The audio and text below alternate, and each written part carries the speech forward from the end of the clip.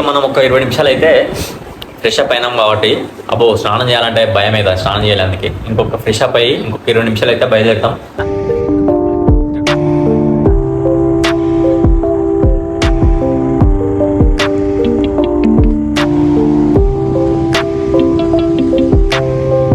So అలా మేము తడాల నుండి రూమ్ అయితే చెక్అవుట్ చేసేసి మన ప్రయాణం అయితే స్టార్ట్ చేసేసినాం. వరంగల్ నుండి కన్యాకుమారి టు కాశ్మీర్ బైక్ రైడ్లో అయితే ఈరోజు అయితే డే 4 అన్నమాట.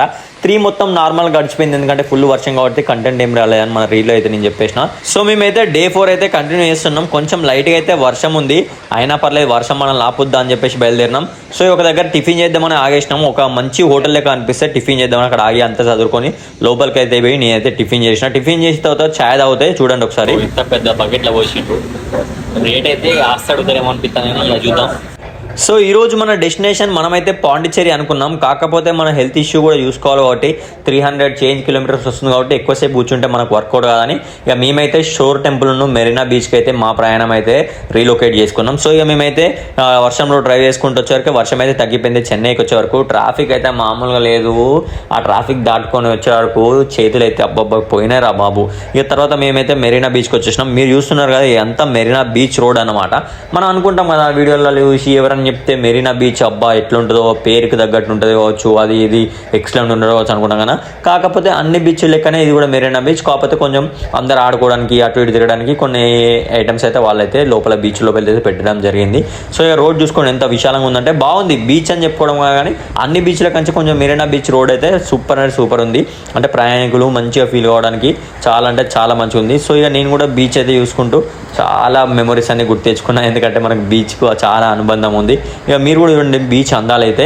ఇక బీచ్లోకి వచ్చేపు అయితే నేనైతే మన హెయిర్ కొంచెం కేజీఎఫ్కి సెట్ అవుతాయి కాబట్టి అట్లా లైట్ కేజీఎఫ్ రీల్స్ అనేది తీసుకున్నాను. ఎందుకంటే ఈ రోజులలో ఇన్స్టాగ్రామ్ ఫస్ట్ మనకి, దాని తర్వాత ఏదైనా అవుతుంది కాబట్టి ఇన్స్టాగ్రామ్ కోసం కొన్ని రీల్స్ చూసుకున్నా చూడొచ్చు. కొంచెం ఇలా వెదర్ కంట్రోల్ ఉంది కాబట్టి అలా అయితే నార్మల్గా ఉన్నాయి. ఇక మేమైతే ఇక్కడ వీడియో అయితే తీసుకున్నాం బీచ్. ఇక మీరు కూడా చూసేయండి, అంటే మీరు చూడని బీచ్ కాదు, మీరు ఎన్నో బీచ్లు చూసినట్టారు. కాకపోతే నా ఎక్స్పీరియన్స్ మీతో పంచుకుందామని చెప్పేసి ఈ బీచ్ అయితే మీకు చూపిస్తున్నాను. సో మనమైతే నెక్స్ట్ మహాబలిపురంలోని షోర్ టెంపుల్కి అయితే వెళ్ళిపోదాం. మనమైతే వచ్చేసాం షోర్ టెంపుల్కి. సో ఇక్కడ బీచ్ దగ్గర అంటే టెంపుల్ దాటగానే మొత్తం బీచ్ ఉంటుంది అన్నట్టు, బీచ్లోనే ఉంటుంది టెంపుల్. సో ఇప్పుడైతే మీకు చూపిస్తా, మొత్తం చూడండి, వ్లాగ్ అయితే మొత్తం చూడండి. సో షోర్ టెంపుల్కి అయితే ఎంటర్ అయిపోయినాం కదా. ఇక్కడ లోపలికి ఎంట్రీ కావాలంటే మన ఇండియన్స్కి మాత్రం 40 రూపీస్. ఒకవేళ అబ్రాడ్ నుండి ఫారినర్స్ ఎవరైనా వస్తే వాళ్ళకైతే 600 రూపీస్ అంట. ఇది టూ మచ్ బ్రో, ఎందుకంటే ఎవరైనా మనుషులమే కదా, అంటే వాళ్ళ దగ్గర ఎక్కువ కరెన్సీ ఉంటుందని చెప్పేసి వాళ్ళకి ఎక్కువ పెట్టిలు కావచ్చు. సో ఇక మనమైతే లోపలికి వెళ్ళిపోదాం.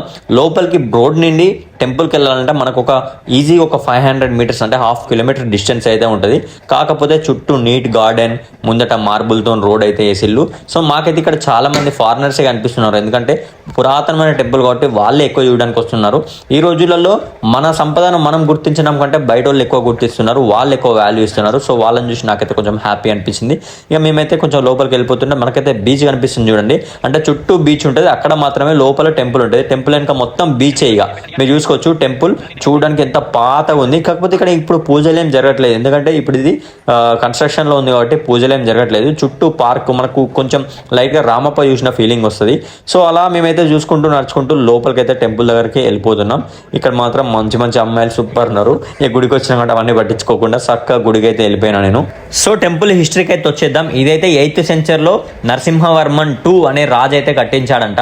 సో 8th సెంచరీ అంటే చూసుకోవచ్చు మీరు ఎంత పురాతనమైంది ఈ గుడి అని చెప్పేసి. సో ఈ గుడిని అయితే 7 పగోడల్లో ఒకటి అంటారంట. అంటే సముద్ర తీరంలో ఇలాంటి 7 గుళ్ళు ఉంటే మిగతా 6 మాత్రం సముద్రంలో మునిగిపోయినాయి. ఒకటి మాత్రం ఇలా మన కళ్ళ ముందు మహాబలిపురంలో ఉంది. 2004 సునామీ వచ్చినప్పుడు మిగతా గుడిలకు సంబంధించిన కొన్ని శిల్పాలు అయితే రోడ్డు కొట్టుకొచ్చాయంట. దాన్ని బట్టి వీళ్ళైతే ఇంకా మిగిలిన 7 గుళ్ళు కూడా మునిగిపోయినాయని మనకైతే తెలిసిపోయింది.